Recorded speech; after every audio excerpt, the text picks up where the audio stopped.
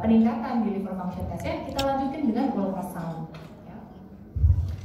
Nah, sebaliknya, ketika kita menemui seseorang dengan liver function yang terganggu, SGOT, SGPT, dan gamma GT-nya naik, kita juga harus merule out kemungkinan adanya non-alcoholic fatty liver disease ini, gitu. Ya, jadi kita menemukan lebih cepat, gitu. Ya. Nah, apalagi pada orang dengan riwayat obesitas, metabolic syndrome, kemudian usianya udah di atas 50 tahun, sebaiknya liver function test dan juga ultrasound menjadi kewajiban ketika melakukan medical check-up rutin. Oke, ini diagnostic flow chart-nya, saya rasa saya nggak perlu bahas terlalu panjang di sini. Nah, karena tadi kita lihat dalam pathogenesis bahwa nutrisi sangat berperan dalam pathogenesis fatty liver, maka lifestyle correction itu mandatory. Jadi kalau kita lihat ke dalam rekomendasi, sebetulnya tidak ada benar-benar obat yang direkomendasikan untuk mengatasi NFLD ini. Tetapi the cornerstone itu adalah lifestyle correction. Artinya kita atur lagi makannya, kita berikan program olahraga supaya akhirnya bisa turun berat badannya. Nah, berapa yang diharapkan turun berat badan? Kalau dari penelitian, ternyata dengan turun berat badan 7% sudah bisa memperbaiki histologis dari fatty liver tersebut. Jadi sudah ada perbaikan. Ya, jadi kita targetkan 7-10%. Kalau tadi di sesi 1 juga ada yang tanya berapa banyak sih targetnya yang perlu kita tetapkan ketika orang mengalami obesitas. Tadi dokter Maya bilang mulai dari 5%, 10%, kemudian meningkat. Ya, jadi seperti itu.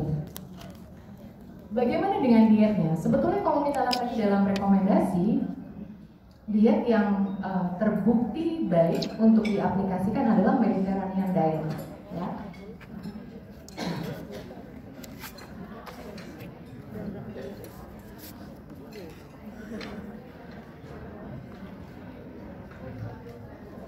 Oke, saya lanjut lagi. Jadi untuk NFLD dan NASH ini, kalau NFLD kita memberikan target penurunan berat badan setidaknya 3-5%. Ya, sedangkan kalau sudah terjadi NASH, sudah terjadi non-alcoholic steatohepatitis, maka ditargetkan 7-10% untuk turun berat badan. Dan ini adalah komponennya. Ya, jadi kita turunkan, kita berikan defisit kalori 500-1000. Ya, untuk harapannya adalah bisa turun berat badan kira-kira dalam 1 minggu itu 500-1000 gram. Jadi kalau ditanya turun berat badannya berapa, kira-kira setengah sampai 1 kilogram per minggu. Ya, tapi tentunya target penurunan berat badan ini harus didiskusikan bersama dengan pasien. Jadi jangan sampai kita memberikan target tetapi tidak sesuai dengan ekspektasi pasien, gitu ya. Jadi kita tentukan bersama. Kemudian komposisi makronutriennya seperti apa? Komposisi makronutrien yang diharapkan itu adalah kita memberikan low to moderate fat. Ya. Kemudian jangan lupa juga untuk memberikan saran untuk exercise dan physical activity sehingga akhirnya penurunan berat badan yang kita targetkan juga bisa tercapai. Oke. Nah, berbagai obat, terutama obat-obat yang bisa menurunkan berat badan, akhirnya banyak direview. Apakah obat-obat tersebut bisa untuk membantu menurunkan staging dari non-alcoholic fatty liver disease ini? Nah, salah satunya adalah orlistat. Ya, orlistat banyak juga diteliti apakah memang bisa menurunkan staging pada NFLD. Nah, kalau kita lihat, ya, kalau kita lihat, orlistat merupakan satu-satunya obat anti obesitas yang bisa kita gunakan dalam jangka panjang. Di dalam guidelines pun jelas, ya, yang tujuannya adalah untuk memblokade lipase pankreas sehingga akhirnya penyerapan lemak pun akan menurun.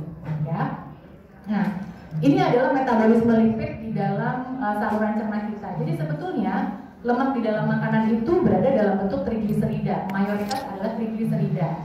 Nah, kita sebetulnya sudah punya lipase mulai dari lingual lipase, gastrik lipase, dan juga pankreatik lipase.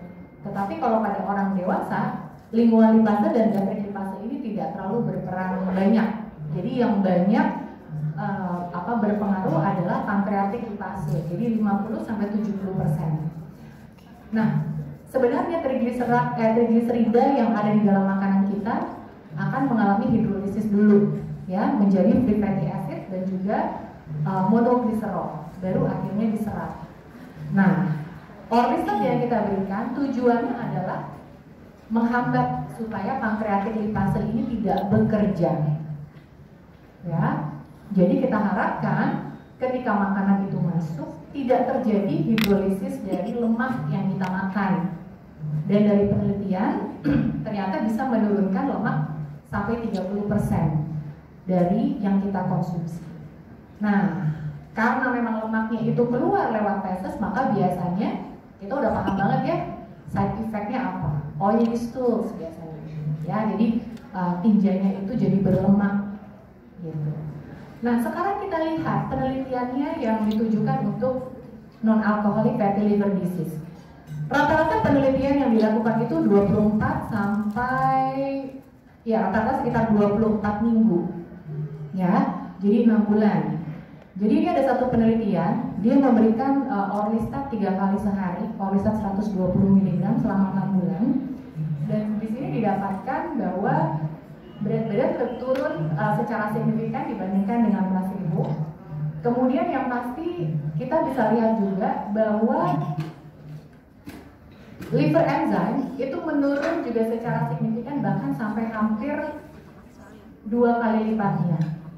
Ya, jadi pada penelitian ini dilihat juga ketika liver enzyme tersebut turun, terus dilihat lagi deh di ultrasound apakah steatosisnya itu membaik atau enggak. Nah, akhirnya dilakukan pemeriksaan ultrasound tersebut dan terjadi reversibilitas. Jadi ada beberapa pasien yang mengalami reverse, ya, jadi kembali pulih lagi gitu. Dan kita lihat kalau grup yang diberikan orlistat, angka reversibility-nya itu lebih tinggi dibandingkan yang diberikan placebo. Ya, dokter ya. Iya. tapi memang penelitian ini hanya sekitar 6 bulan, ya. Nah, kemudian kita lihat lagi di sini. Penelitian berikutnya dilakukan selama 24 minggu sama, ya. Dan yang diteliti di sini adalah ketika kita memberikan orlistat pada pasien obes dengan NFLD ini, kemudian yang diperiksa lewat MRI. Jadi imagingnya yang dipakai itu berbeda. Ya, dan kita lihat di sini bahwa ternyata pada yang diberikan orlistat, liver fat content-nya juga menurun, gitu, sehingga kita kayak punya harapan. Oh, berarti orlistat ini bisa menjadi salah satu treatment option juga nih, ya, untuk bisa memperbaiki steatosis dan juga mencapai penurunan berat badan yang ditargetkan, gitu. Kemudian ada satu lagi studi, tapi studinya ini pre-post aja. Jadi desainnya pre-post tanpa kontrol, ya. Sampelnya juga kecil, ya, sampelnya juga kecil. Tetapi kalau kita lihat di sini, ketika orlistat itu diberikan 2 kali sehari, jadi 120 mg 2 kali sehari pada waktu lunch dan dinner selama 3 bulan, ternyata grading NFLD itu bisa turun loh, gitu, ya. Jadi kalau kita lihat, oh ternyata waktu diperiksa pre-treatment dan post-treatment, ternyata gradingnya atau stadium dari NFLD ini bisa turun bermakna, gitu. Walaupun sebetulnya desainnya masih pre-post, dia tidak ada kelompok kontrol, ya. Oke. Nah, kadang saya ditanya, dok, berapa lama boleh pakai orlistat, gitu. Kita kembali lagi kepada reference yang kita dapat, ya. Sampai sekarang referensi atau penelitian-penelitian yang dilakukan itu sampai 2 tahun. Ternyata sampai 2 tahun itu masih cukup bermakna bila dibandingkan dengan placebo, ya. Jadi pada akhir tahun pertama ternyata kelompok yang diberikan orlistat 38,9%-nya bisa turun lebih dari 10%. Wah, kalau lebih dari 10% berarti udah sampai di target kita, gitu kan? Tinggal nanti target lanjutannya, ya. Jadi saran saya untuk target turun berat badan juga lakukan secara bertahap. Jadi jangan sampai pasien datang berat badannya 110 kilo, tinggi badannya 170, terus dia nanya, berat badan ideal saya berapa dong? Saya harus turun berapa? Terus kita jawab, berat badan ideal harusnya 70 kilo, jadi Bapak harus turun 41. Pingsan pasiennya. Besok-besok nggak datang lagi gitu ya. Jadi kita lakukan bertahap, karena ketika kita bisa mencapai target itu, pasiennya pasti akan senang. Bener kan Pak? Bisa gitu. Jadi mulai 10%, kalau 10% udah tercapai, lanjut lagi 10% seperti itu ya. Jadi jangan dikasih target akhir gitu. Oke, sebentar lagi. Kemudian kita lihat lagi tentang weight maintenance. Ketika diberikan Orlistat, bagaimana? Apakah bisa di-maintain berat badannya yang sudah turun? Hasilnya juga sama sih. Weight regain-nya lebih sedikit dibandingkan dengan kelompok placebo. Jadi kalau ditanya boleh berapa lama pemakaiannya, kalau yang sesuai dengan jurnal, kita pakai 2 tahun. Masih bisa. Ya. Oke. Adverse effect-nya udah paham semua ya. Jadi yang paling sering adalah yang dikeluhkan oily stools. Kadang-kadang nggak pakai BAB aja keluar gitu ya lemaknya. Nah, jangan lupa teman-teman ketika memberikan Orlistat ini, sampaikan juga kepada pasien efek samping yang mungkin timbul.